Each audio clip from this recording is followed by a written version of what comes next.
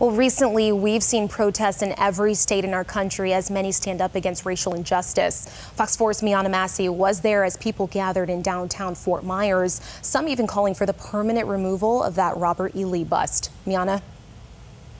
Today's peaceful protest started right here in Centennial Park, and then protesters marched all the way through the streets of downtown Fort Myers. I spoke with a couple protesters who say they marched not only for George Floyd, but for Breonna Taylor and Ahmaud Arbery, and also all of the Black lives who have been lost to racial injustice.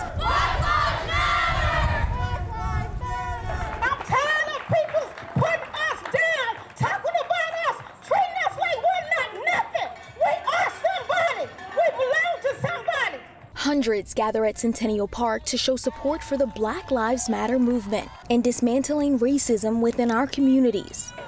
When the world can wake up! When the world can wake up! Nearly 2 weeks of protests here in Southwest Florida, but centuries of systematic oppression. People say they are not letting up, fighting for racial equality, justice, and a brighter future for those to come. I'm talking for every mother who has lost a son, not mine. Not mine. You cannot have mine.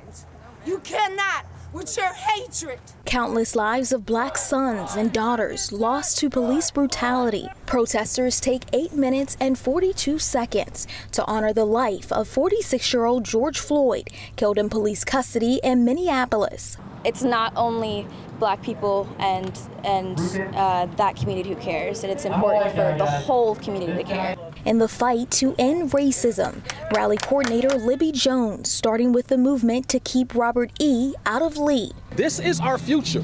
I never thought I would see this many white people joining so many Black people in a fight for justice. But some in opposition, saying the county's Confederate monuments are not symbols of hatred. This does not stand for racism. This stands for a war we fought, and you cannot erase history. Our monuments need to stay. Protester Richard Smith offered a plan of action for so many desperately pleading for change. We cannot beat the system with violence. We can't beat them with hands because they got handcuffs. We can't beat them with guns because they got guns too. And so we have to understand that if we want to be violent, we have to go and vote. In downtown Fort Myers, Miana Massey, Fox 4, in your corner. Miana, thank you. All right, take